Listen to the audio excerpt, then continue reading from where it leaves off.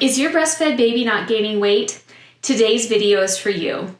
We're going to dive deep into the most common reasons your breastfed baby isn't gaining weight and what steps you should take next.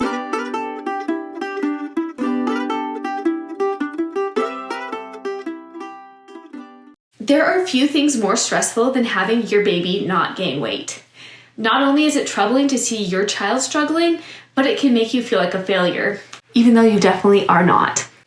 My name is Katie Clark, and I'm an international board-certified lactation consultant who loves helping new moms and families troubleshoot their breastfeeding problems.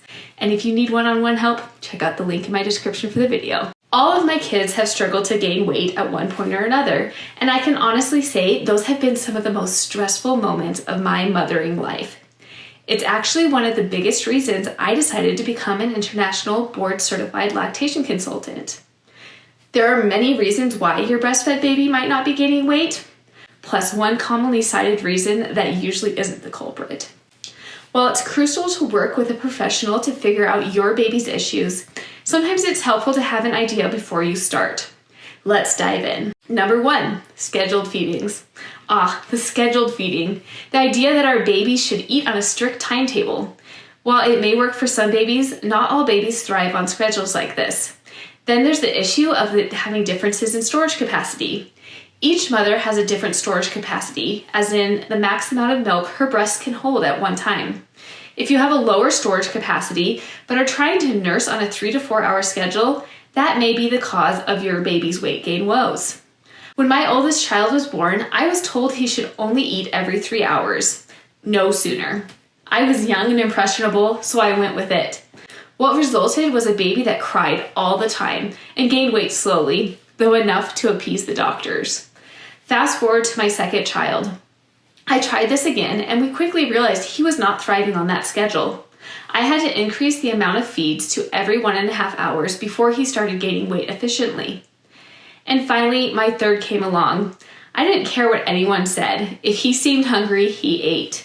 And that resulted in my chubbiest baby yet. Moral of the story, watch your baby, not the clock. And when in doubt, whip it out. Number 2, reflux. This is a dreaded condition that can make feeding an uphill battle. Many babies struggle with reflux, and it can affect their weight gain. The constant spitting up and discomfort after feedings are tough on them and us. If you suspect reflux, definitely talk to your pediatrician or even an infant nutritionist that's trained in lactation, and they can suggest strategies to ease the symptoms and ensure your baby gets the nutrition they need. It's important to remember that reflux is a symptom, not a condition in and of itself. You should absolutely look into the root cause.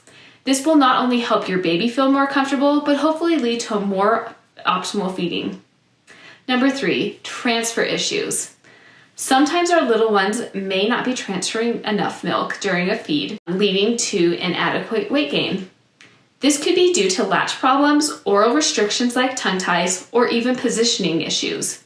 There's no easy way to determine exactly why a baby is struggling to transfer milk, which is why working with an IBCLC can make a world of difference. I always recommend having a full oral evaluation done, a feed observed, and a test weight taken if possible. But spoiler alert, the reason your baby isn't transferring well isn't because they are lazy. I hear people say this all the time, and it is 100% not true. While a baby can become less efficient at the breast if they prefer the bottle, babies aren't lazy, and it's a lazy response to blame a baby's feeding issues on this. Number 4, the timed feedings. This is the notion that we should limit how long our babies nurse on each side.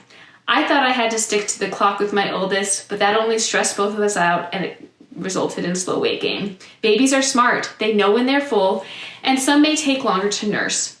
Instead of watching the clock, learn to follow your baby's lead and allow them to nurse for as long as they need. Of course, if your baby is on the breast for hours at a time, is a NICU baby, or is medically fragile, the situation may be different and require extra care. Number 5, low milk supply. There are few things more difficult than dealing with low milk supply. I struggled with this with my second child, and it made me feel like I was failing as a mother. My low milk supply was caused by a tongue tie, transfer issues, mastitis, and just not feeding frequently enough. And I was exhausted. But low milk supply is a common concern, but it doesn't mean you can't breastfeed successfully. There are many ways to boost supply, like staying hydrated, eating well, and even seeking support from a lactation consultant. And typically, most importantly, increasing stimulation to the breast. If you're struggling from low milk supply, this can certainly be the cause of your baby's slow weight gain. I work with low supply moms frequently, and the most important thing is to determine the cause of the low milk supply and develop a plan from there. Next, illness. It's difficult to see your little one sick, and during illness, it's common for babies not to gain weight as they normally would. But let's remember that during these times, their bodies are focusing on fighting off germs and getting better. Monitoring their diapers and overall signs of wellness is more crucial than obsessing over weight gain or the lack thereof. Obviously, it's important for your baby to stay hydrated. You should always be on the lookout for signs of dehydration and be in contact with your trusted healthcare provider. If your baby is eating less frequently, you may want to consider pumping as well to protect your supply. In most cases, babies who have stalled weight gain due to being ill rebound pretty quickly once they are feeling better again. Number 7, the introduction of solid foods.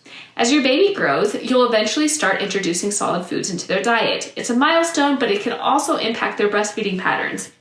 Breastfeeding should remain a significant source of nutrition until they're about 1 year old. Solids complement breast milk, but they don't replace it entirely or even close to it. If you find your baby has slowed their weight gain and they are eating a lot more solids than breast milk, you may want to reevaluate their eating habits. It is important to keep in mind that breastfed babies naturally slow in growth around the 6-month mark. So just keep an eye on their growth chart and make sure they're not falling off of it. Number 8, increased movement. Oh boy, once our little ones start moving, it's like they never stop. Crawling, rolling, and exploring the world burns so many calories. With all this activity, it's not uncommon for weight gain to slow down a bit. But as long as our babies are happy, active, and meeting their developmental milestones, we can take a deep breath and know that they're doing just fine. So there you have it, some common reasons why your breastfed baby might not be gaining weight as you expected. Remember, every baby is unique and there's no one-size-fits-all approach to parenting. Trust your instincts, seek support when needed, and most importantly, cherish these precious moments with your little ones. While not all weight gain issues require immediate attention, there are situations where babies should be evaluated immediately by a care provider. If your baby shows any signs of dehydration or failure to thrive, reach out immediately. Thanks for watching, and be sure to hit that like button and subscribe for more breastfeeding tips and discussions. If you need a consult, head to the description for the link to book.